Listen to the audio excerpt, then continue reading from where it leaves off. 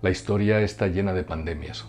Aunque los historiadores siempre somos despreciados por los políticos porque nos dedicamos al pasado, en realidad somos como arúspices etruscos porque vemos el futuro, especialmente cuando se cometen los mismos errores que en la antigüedad. Eutropio decía que la peste surge cuando las preocupaciones y la desesperanza son mayores.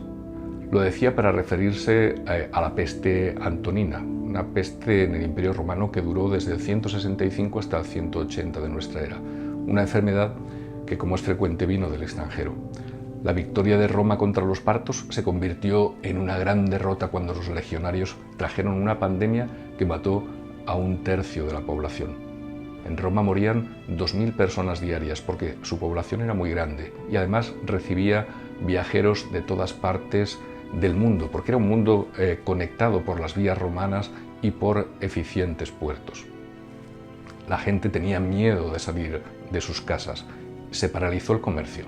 Casi todas las fuerzas de seguridad de la época, los legionarios, los soldados romanos, perecieron por la pandemia. Todos vivían una época de gran angustia.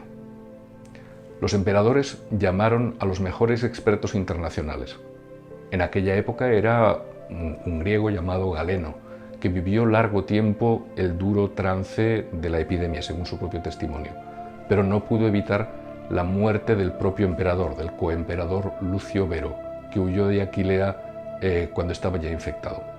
Seguro que habría tenido más oportunidades de sobrevivir con los cuidados médicos de Galeno que huyendo de la enfermedad que ya llevaba consigo.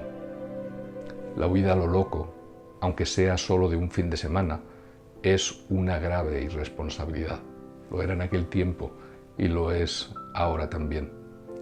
Para tiempos de pandemia, que son épocas de irresponsabilidades y de bulos, Marco Aurelio, que gobernó solo sin Lucio Vero, su hermano adoptivo, tenía una propuesta. No lo hagas si no es conveniente, no lo digas si no es verdad.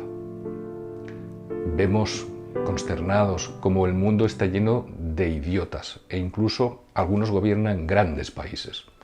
Marco Aurelio decía que la destrucción de la inteligencia es una peste mucho mayor que cualquier infección. Marco Aurelio fue el gobernante más honrado y coherente de la historia de Roma. Ojalá tuviésemos a alguien como él en el gobierno o en la oposición.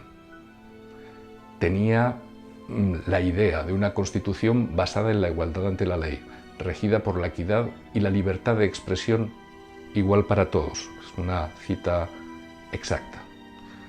Como la gente de aquel tiempo no conocía soluciones médicas, recurrió a la magia y a los milagros. Muchos escribían en salmos en los dinteles de sus puertas como si los virus supiesen leer, pero con esa falsa esperanza de seguridad perecían. Se agotó el tesoro público, porque los gastos eran enormes, los gastos médicos, y el emperador Marco Aurelio hizo lo que hacen los políticos que merecen serlo. Subastó sus bienes personales durante 2 meses. Hay políticos miserables que en medio de las crisis más espantosas se suben el sueldo, o aún peor, reducen el presupuesto de sanidad, que no solo es robar a los ciudadanos que la han pagado con sus impuestos, sino que es condenarlos. Si alguna vez veis eso, por favor, votad a otros, a quien sea. Marco Aurelio, que trabajaba seriamente por su pueblo, reorganizó los servicios públicos, impulsó reformas legislativas en favor de las personas en riesgo, incluidas las mujeres, los niños o los esclavos. Haced una traducción a nuestros días. La enfermedad volvió a estallar 9 años más tarde. Murió la mujer de Marco Aurelio, 8 de sus 13 hijos.